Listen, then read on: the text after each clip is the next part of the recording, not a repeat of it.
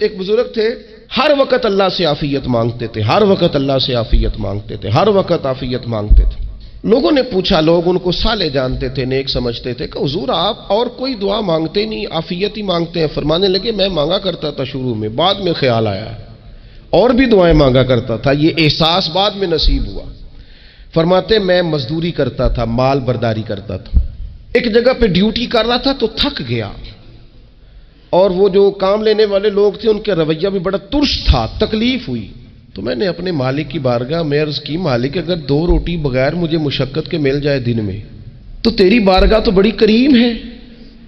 کہتے ہو میں نے یہ دعا مانگ لی، ذرا میں تھوڑا آگے بڑھا تو 2 بندے آپس میں لڑ رہے تھے، میں ان کی صلح کرانے کے لیے، انہیں بچانے کے لیے آگے بڑھا، تو میں جس کو چھڑا رہا تھا دوسرے نے میرے اوپر ضرب لگا دی، میرا بھی سر پھٹ گیا۔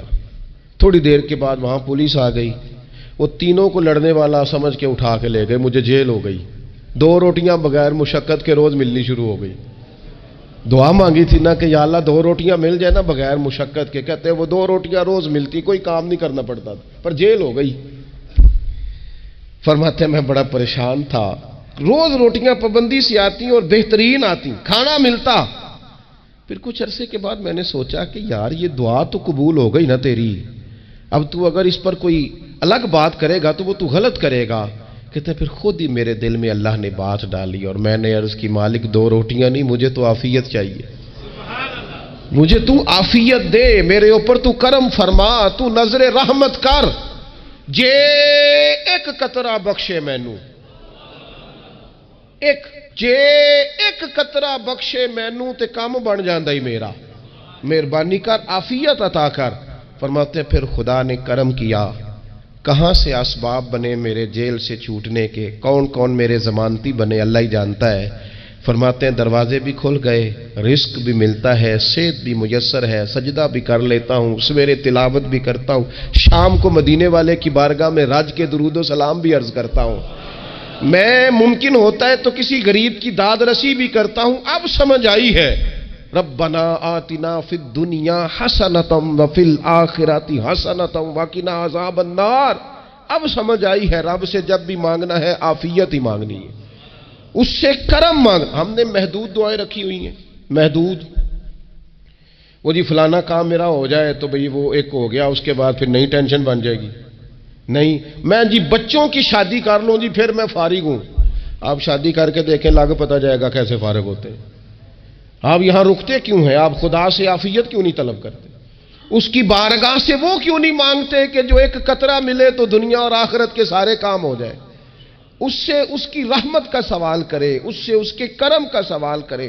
اللہ کی بارگاہ میں بھی حاضر ہونا اور جچی تلی اور جناب ناپ تول کر اور محدود چیزوں کا سوال کرنا، مالک سے مانگے، اور وہ جب دیتا ہے تو دیتا بھی بے حساب ہی ہے، وہ جب عطا کرتا ہے تو کرم کے دروازے کھول کے عطا کرتا ہے۔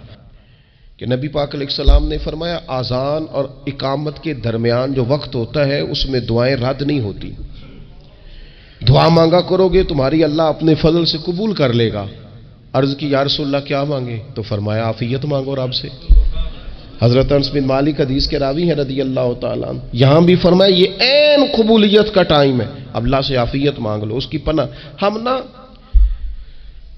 ہم دعاؤں میں بھی محدود ہو جاتے ہیں، رب دا طالب کوئی نہ ملیا، جو ملیا طالب زردہ ہو، دعاؤں میں بھی حد بندی۔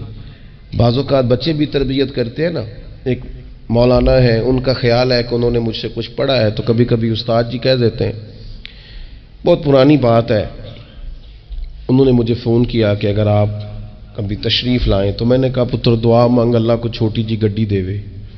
تو اس بچے نے میری بڑی تربیت کی، کہنے لگا استاد جی اللہ کو لو منگنی ہے تو وڈی ساری منگو، آپ نے محدود کیوں کیا کہ بھئی یہ چھوٹی سی اللہ گاڑی کیوں اللہ چھوٹی دے، رب دے تو بڑی دے اور رحمت سے دے، اللہ سے مانگنی ہے نا جی۔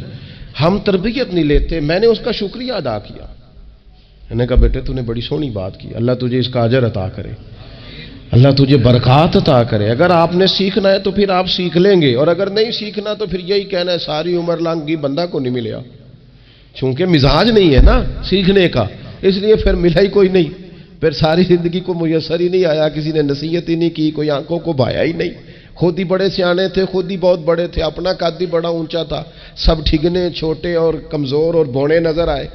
ورنہ تو ایک الجھن سے انسان نکلتا ہے، دوسری میں الجھ جاتا ہے، ایک گتھی کو سلجھاتا ہے۔ پھر اقبال رو پڑے تھے، کہنے لگے میں عقل کی گتھیاں سلجھا چکا ہوں، یا رب مجھے صاحب جنوں کر دے۔ اللہ یہ بڑا میں نے ہیر پھیر دیکھ لیا، مجھے دیوانہ بنا، اب مجھے جنون ہو، اب میں کسی کے لیے رویا کروں، اب میں کسی کی یاد میں تڑپا کروں، اب میں رات کسی کے لیے میری آنکھیں بیدار رہیں۔ یہ بڑی ہو گئی دنیا داری، عقل کی گتھ حالانکہ نہیں سلجھتی، پر اقبال کہتے ہیں عقل کی گتھیاں سلجھا چکا ہوں، یا رب مجھے صاحب جنوں کر دے۔ اور پھر کہنے لگے بجھی عشق کی آگ اندھیر ہے، اب یہ مسلمان نہیں، یہ خاک کا ڈھیر ہے، تو مٹی بن کے رہ گیا۔ کیا کہاں اپنی ساری توجہات کا قبلہ کس چیز کو؟ میرے عزیزو، اللہ سے عافیت۔ نبی پاک علیہ الصلوۃ والسلام نے ایک شخص سے پوچھا کیا دعا مانگ رہے ہو؟ تو اس نے کہا یا رسول اللہ میں اللہ کی بارگاہ میں صبر کا سوال کر رہا ہوں۔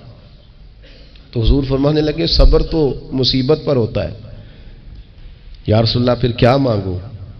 آپ ان جملوں اور لفظوں کی گہرائی کو سمجھیں، صبر کے لیے تو پہلے مصیبت آئے گی، پھر صبر آئے گا۔ تو یا رسول اللہ کیا مانگوں؟ فرمایا تو رب سے عافیت مانگ۔ مانا کیا ہے؟ مصیبت آئے کیوں؟ اللہ تجھے اپنی حفاظت کے حصار میں لے لے، وہ وقت ہی کیوں آئے کہ جب تیری طبیعت الجھ جائے، جب تو پریشان ہو جائے، جب تو تو اللہ سے عافیت مانگنا۔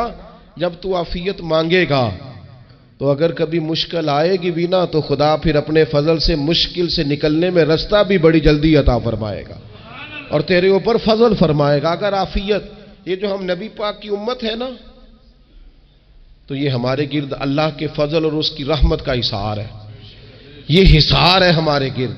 وہ درویش نے کہا تھا نا کہ کروں شکر کتنا اور کروں فخر کتنا کہ تیرے کرم نے مجھے فائز المرام کیا۔ دیکھو بنا کے سید عالم کا امتی مجھ کو گناہ سے پہلے ہی بخشش کا انتظام کیا۔ ابھی میں نے غلطی کی نہیں، لیکن مجھے حضور کا غلام بنا دیا، بخشش کا بندوبست پہلے ہو گیا۔ اپنے مالک سے بیمار بھی اس سے عافیت مانگیں، مقروض بھی اس سے عافیت مانگیں، بے اولاد بھی اس سے عافیت ہی مانگیں، صاحب اولاد بھی اس سے عافیت ہی مانگیں، جو دولت کے حصول کے رزق حلال کے خواہش مند ہیں وہ بھی اس سے عافیت مانگیں، اور جن کی جھولی اس نے بھر دی ہے وہ بھی اپنے رب سے عافیت ہی مانگیں۔ مالک سے جب سوال کریں، ایک بزرگ تھے انہوں نے تو اپنی انگوٹھی میں لکھوا لیا تھا کہ یا اللہ مجھے عافیت عطا فرما، مگر جب بھی دیکھتا ہوں یاد آ جاتا ہے کہ اللہ سے عافیت مانگنی۔ اپنے مالک کی بارگاہ کے اندر دیکھو، میں نے دیکھا ہے وہ کسی نے کہا تھا کہ تیری خواہش ہے کہ وہ تیری آرزو کرے پوری، اور میری خواہش ہے کہ تیری آرزو بدل جائے۔ کچھ لوگ ایسی خواہشات بھی لے کے آتے ہیں کہ جو پوری نہ ہو تو بہتر ہوتا ہے، اس لیے آپ کو پتہ ہے موت مانگنا جائز نہیں دین میں۔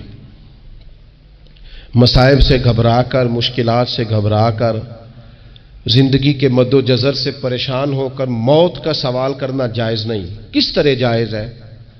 ان لفظوں کے ساتھ دعا کر سکتا ہے کہ یا اللہ جب تک میری زندگی بہتر ہے مجھے زندہ رکھ، اور جب میرا دنیا سے جانا بہتر ہے پھر تو مجھے اپنی بارگاہ میں بلا لے۔ یہ بھی کیا ہے؟ یہ بھی عافیت کا سوال ہی ہے کہ یا اللہ رکھ بھی تب تک جب تک رہنا بہتر ہے۔ نبی پاک نے بھی ارذل العمر ہونے سے پناہ مانگی۔ ہمارا یہ مزاج بن گیا ہے کہ ہم اپنے حق میں ایسی چیزوں کا سوال کر رہے ہوتے ہیں جو کئی دفعہ ہمیں مل جائیں تو ہمارا نقصان کریں۔ قرآن حکیم ایک جگہ پہ اللہ کریم نے فرمایا ہے کہ اگر سب لوگوں کو مال دے دوں تو بغاوت کریں، فساد ہو جائے۔ کیا مانا کہ اپنا نقصان کر بیٹھے لوگ۔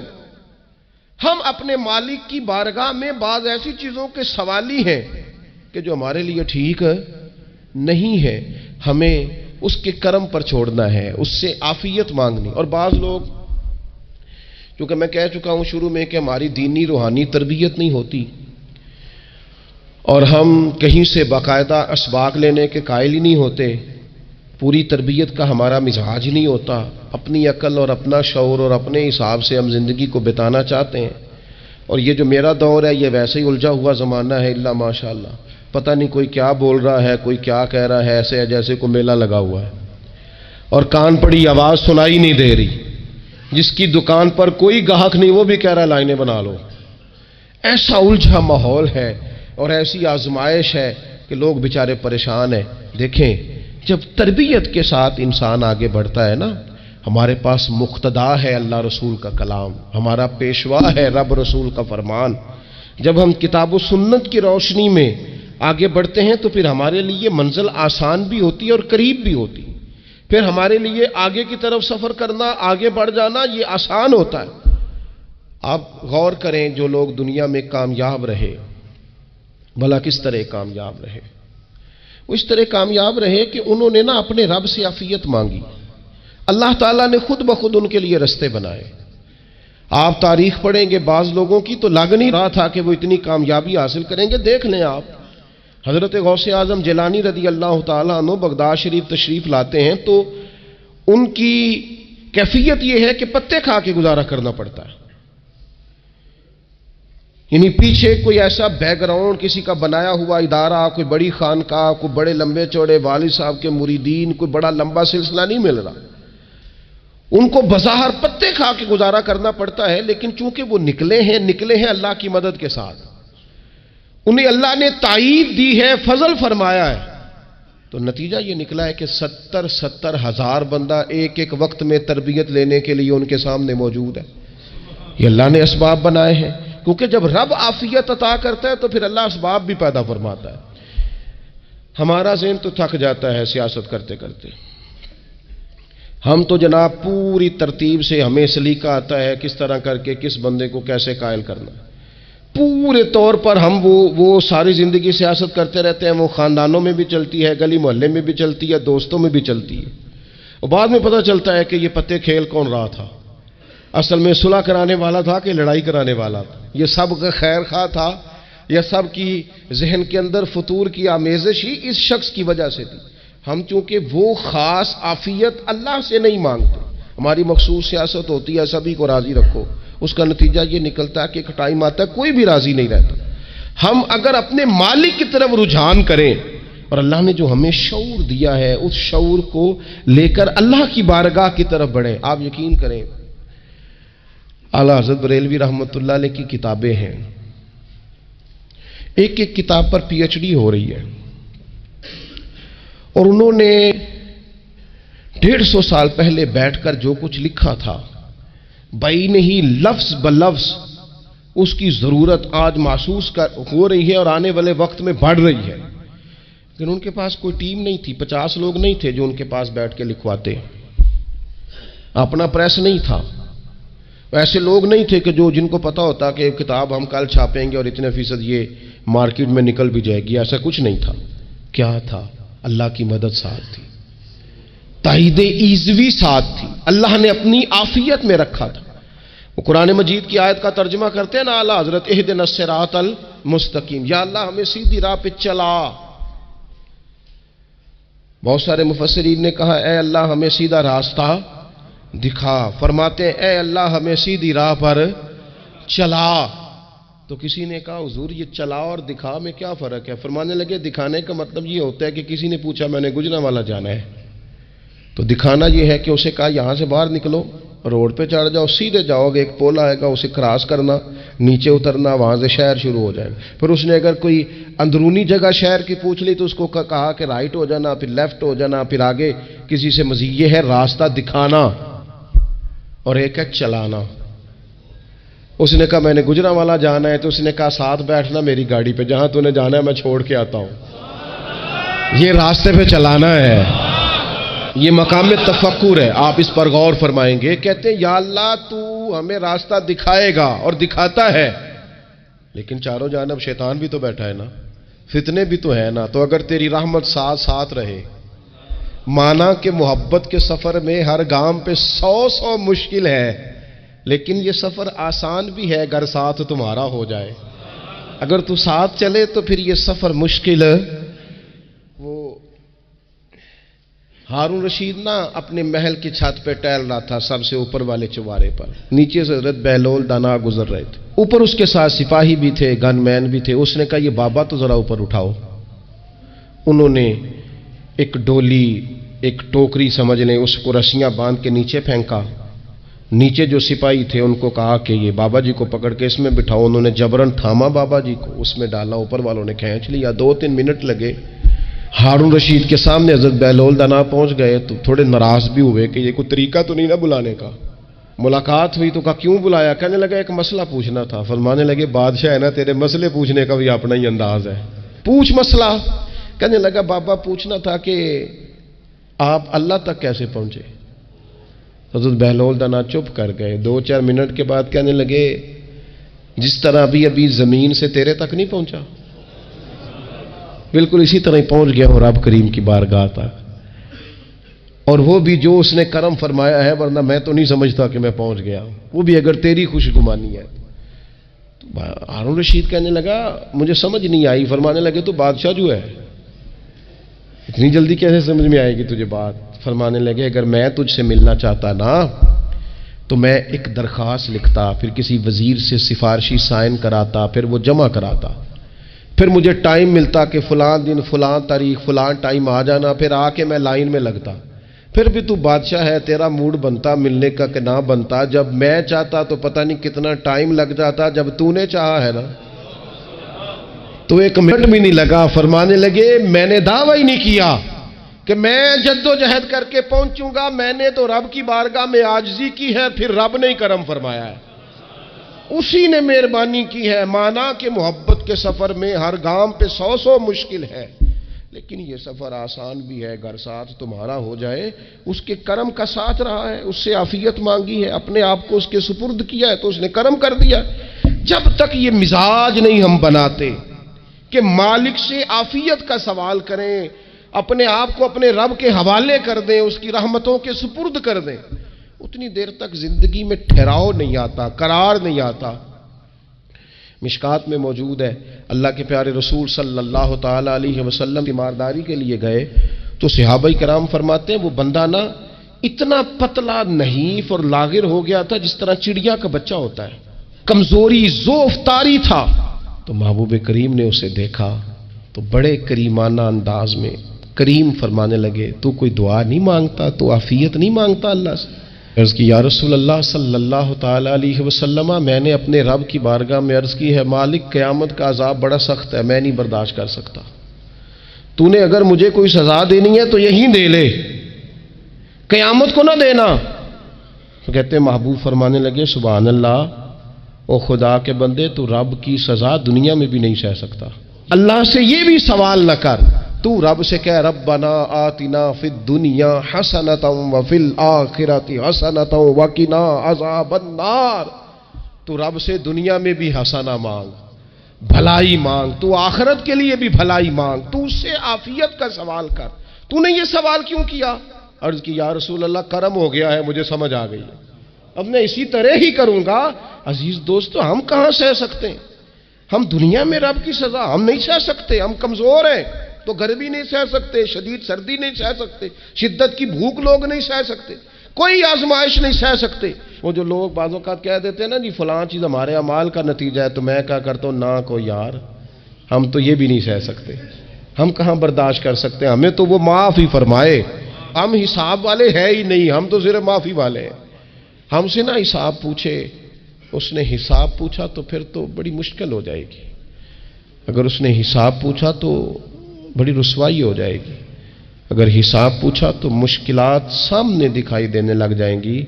ہم سے تو وہ درگزر والا معاملہ کرے، ہم سے تو وہ کہے جا میں نے محبوب کے صدقے تجھے معاف کیا، جا تیرے لیے رحمت اور بخشش والا فیصلہ کیا۔ وہ کوئی سبب اس کی رحمت کسی سبب کو دیکھ لے اور درگزر کر لے۔ تو آج کی پوری گفتگو میں آج آپ کو بڑی ذمہ داری سے یہ گزارش کر رہا ہوں، اللہ سے عافیت مانگے، ہر وقت عافیت مانگے۔ میری سالوں سے روٹین ہے، میں دعا مانگتا ہوں اللہم انا نسألک العفو والعافیت فی الدین والدنیا والآخرہ، اور یہ خاموش تبلیغ ہوتی رہی، میں مانگتا رہا، کئی بچوں کو ویسے یاد ہو گئی، اس کو یاد کر لیں، اللہ سے عافیت مانگیں، دین میں، دنیا میں، آخرت میں، اس کو اپنا مزاج بنائیں۔ اللہ تبارک و تعالی ہم سب کو عافیت نصیب فرمائے۔